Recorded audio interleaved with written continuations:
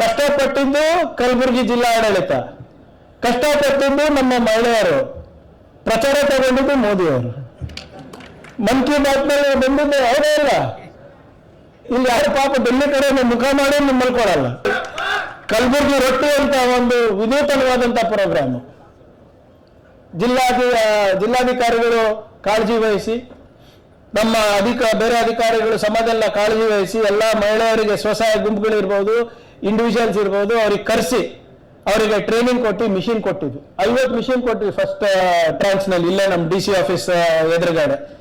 ಇವತ್ತು 1000ಕ್ಕಿಂತ ಹೆಚ್ಚು ಮಹಿಳೆಯರು ಈ ಕಲಬುರಗಿ ರೊಟ್ಟಿ ಮಿಷಿನ್ಗಳಿಂದ ಅವ್ರ ಜೀವನೋಪಾಯ ಮಾಡ್ತಾ ಇದ್ದಾರೆ. ಸಾಧಾರಣ ಮಾತಲ್ಲ, ಇದು ಯಾರು ಕೇಳಿರ್ಲಿಲ್ಲ. ಆದರೆ ನಾವೇ ಏನಾದರೂ ಒಂದು ವಿನೂತನವಾಗಿ ಮಾಡಬೇಕು ಅಂದ್ಬಿಟ್ಟು ಇವತ್ತು ನಾವು ಮಾಡಿದ್ದೀವಿ. ಇವತ್ತು ಸಾಕಷ್ಟು ಜನ ಮಹಿಳೆಯರು ಆರ್ಥಿಕವಾಗಿ ಸ್ವಾವಲಂಬಿತರಾಗಿದ್ದಾರೆ, ಸ್ಥಿರ ಆಗಿದ್ದಾರೆ, ಅವ್ರ ಕುಟುಂಬ ನಡೆಸ್ತಾ ಇದ್ದಾರೆ ಇದರಿಂದ. ಇವತ್ತು ನೀವು ಅಲ್ಲಿ ಹೋಗಿ ಹೀಗೆ ಅಲ್ಲಿ ಕೇಳಿದೆ, ಅಲ್ಲಿ ಹೊರಗಡೆ ಸ್ಟಾಲಲ್ಲಿ ಎಷ್ಟು ಮಾಡ್ತೀರಮ್ಮ ಅಂತ ಕೇಳಿದೆ. ಅವ್ರು ದಿನಕ್ಕೆ 3000 ರೊಟ್ಟಿ ಮಾಡ್ತಾರಂತ. ಈಗ ನಮ್ಮವ್ರು ಏನಿಲ್ಲ, ಈಗ 1000 2000 ಮಾಡ್ತಾರಂತ. ಏನು ಅವರೇ ತಿಂತಾರ? ಮಾಡ್ತಾರದು. ಮದುವೆ ಸೀಸನ್ನಲ್ಲಿ ಜಾಸ್ತಿ ಇರ್ತಾವ, ಹೋಳಿಯನ್ನು ಹಬ್ಬದ ದಿವಸ ಜಾಸ್ತಿ ತಗೋತಾರ. ಅವ್ರು ಹೇಳ್ತಾ ಇದ್ರು ನಿಮ್ಮ ಮತ್ತೆ ಅದಕ್ಕೆ ಏನೇನು ಬೇಕೋ ಅದೆಲ್ಲನೂ ಕೂಡ ಮಾಡಿಕೊಡ್ಲಿಕ್ಕೆ ನಮ್ಮ ಸರ್ಕಾರ ಮತ್ತೆ ಜಿಲ್ಲಾಡಳಿತ ಮತ್ತು ನಾನು ಬದ್ಧನಾಗಿದ್ದೇನೆ ಅಂತ ಹೇಳಲಿಕ್ಕೆ ನಾನು ಬಯಸ್ತಾ ಇದ್ದೇನೆ. ಇವರೆಲ್ಲ ಮಹಿಳೆಯರು ಇವತ್ತು ಅವ್ರ ಕುಟುಂಬಕ್ಕೆ ಆಧಾರ ಸ್ತಂಭ ಆಗಿದ್ದಾರೆ.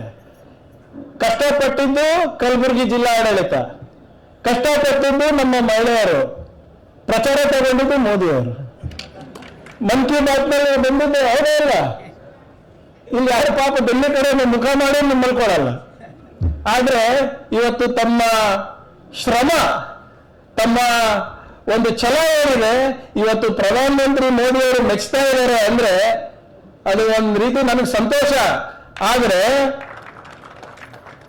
ಬರೋ ಮೆಚ್ಚೋದಲ್ಲ, ಅದಕ್ಕೆ ತಕ್ಕಂಗೆ ಅನುದಾನನೂ ಕೂಡ ನಮಗೆ ಕೊಟ್ಟರೆ 1000 ಅಲ್ಲ 1 ಲಕ್ಷ ಮಹಿಳೆಯರು ನಾವು ಮಾಡ್ಬೋದಾಗ್ತದೆ. ಕೇಂದ್ರ ಸರ್ಕಾರನೂ ಕೂಡ ಜವಾಬ್ದಾರಿ ತಗೋಬೇಕು, ಬರೀ ಕ್ರೆಡಿಟ್ ಅಂತಲ್ಲ.